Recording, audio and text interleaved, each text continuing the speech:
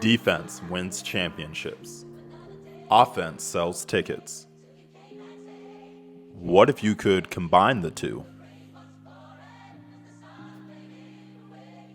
Ever since the inception of basketball by Dr. James Naismith, there has always been an emphasis on defense.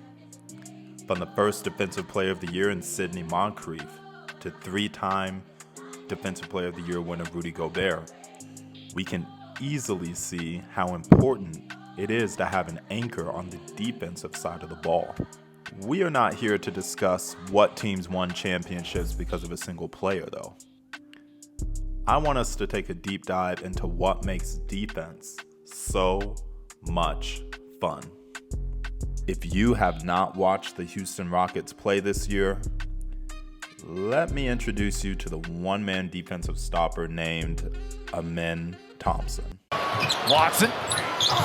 Galloping. Oh, goodness. Sixers there, doubled by Adams in the 80. Knocked away by Thompson. Matt for handling the basketball. Morant this time. Oh, my goodness. Blocked the shot. They're just taking it to the Cavs here. 10-3 run. Jerome back it. Oh, get it out of here. George with the old continue. And the church said, incredible, right? Thompson currently has a defensive rating of 106.6 and ranks first on the team in blocks per game, despite being the team's two-guard. The Rockets as a team rank fourth in the league in defensive rating at 109.4, fourth in the West at the time of this recording, and it is easy to see why. Amen Thompson is literally helping shape the Rockets' defensive identity. Amen is not the only player shaking up the league with his defense, though. Dyson Daniels, who plays for the Atlanta Hawks, has a defensive rating of 110.3. Crazy. He also leads the team with 3 steals per game, and the team as a whole has a defensive rating of 109.4.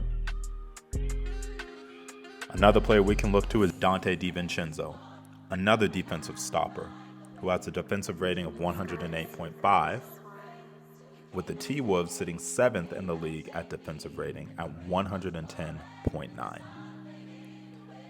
All 3 of these players are prime examples of what watching exciting defense looks like. What about the bigs? Wemby currently has a defensive rating of 105.3. Cat has a defensive rating of 109.6. Evan Mobley, 108.2. And AD, who was just traded to the Mavericks, of 107.6. In all of these examples, we can see just how impactful each player is on the defensive side of the ball. Let's look at the bigger picture now.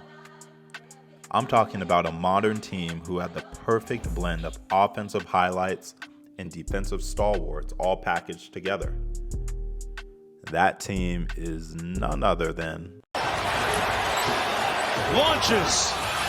Oh!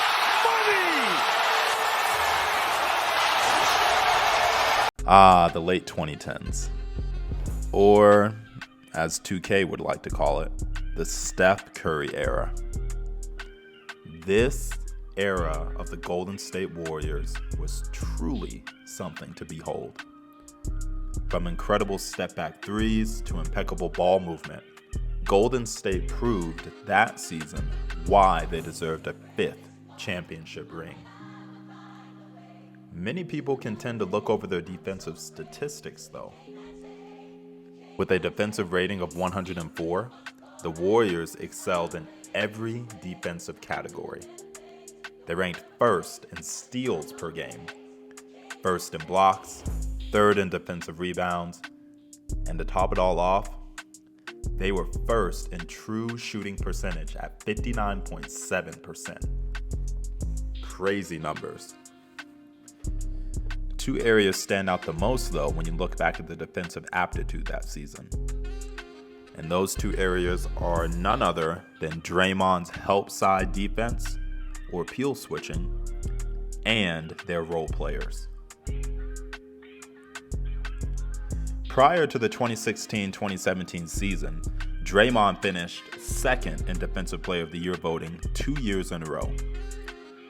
It was only a matter of time until the league recognized him for his defensive prowess. When looking back at the film, we can easily see why Draymond was so effective.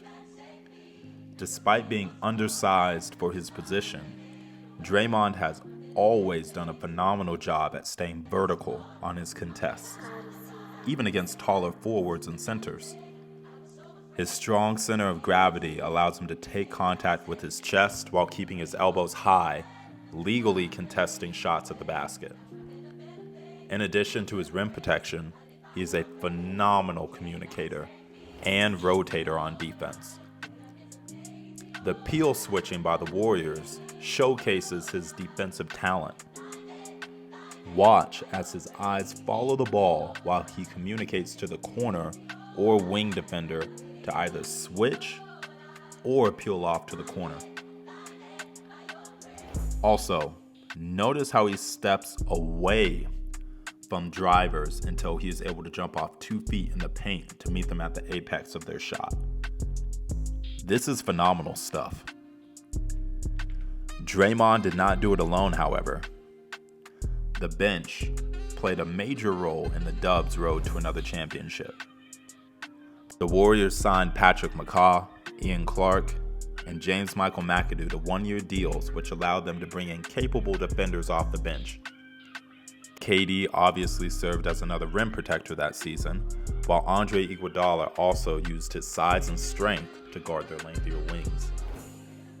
This truly was a masterclass in team building and design.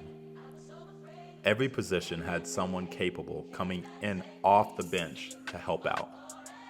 Plus, having veterans on the roster helped keep the younger guys focused as they made another championship run. This model proves that winning championships does not mean sacrificing defense. Rather, winning championships means acquiring guys who make defense exciting. So where is this all headed? Sometimes the best way to study basketball is to look at different sports. One way we can study defense in basketball and where it's headed can be by looking at 2 Colorado phenoms, Travis Hunter and Patrick Surtain. Both are certified dogs and have changed the game when it comes to how they play defense. Let's start with the young buck. Now, I know that Travis plays both sides of the ball, offense and defense. Let's stick with the defensive highlights for now, though. Trav has basically created a one-man, no-fly zone during his time at Colorado. His ability to anticipate throws, fill the gaps on defense, and deliver in the biggest moments made him prime to win the Heisman this past season. Pun intended. Let's talk details, though. The way Travis can read plays before they happen comes from his extremely fast processing while on the field. This allows him to put his body into position before the QB even knows what happened. Let's move on to Patrick Surtain. A certified pro, Surtain is truly a QB's worst nightmare. Throwing against him is almost impossible due to the way he positions his hands in passing lanes and disrupts the wide receiver's vision prior to receiving the ball. And if you somehow happen to catch the ball in his vicinity, you better have a seatbelt on because you're going to be taking a hard hit. His steadiness and ability to disrupt receivers by his mere presence is what allows his greatness to shine at the professional level. How can we relate this to basketball? I believe the next wave of great defenders will possess qualities very similar to DBs in college football and in the NFL.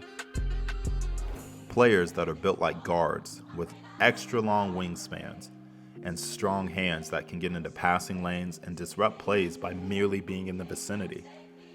Guards who use their lateral quickness and length to disrupt even the best offensive players. If you're a basketball player looking to improve their defense, I would study the likes of Surtain, Travis, and Dyson Daniels. All three possess innate timing, precision, and skills to read the ball handler by watching their hips, anticipating moves, and adjusting their body accordingly. Defense is fun again. And not in the 1980s, 1990s way where people were being bludgeoned when driving to the basket. Not that type of defense. Defense today requires skill and expert footwork, an ability to read the offensive player's hips while on ball, and to read their eyes when off ball.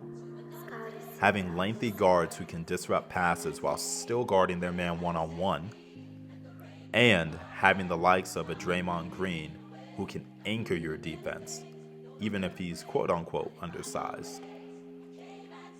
If you were looking for a way to impact the game and potentially win a championship, I would start off with defense. Go lock someone up today. Watson. Galloping. Goodness.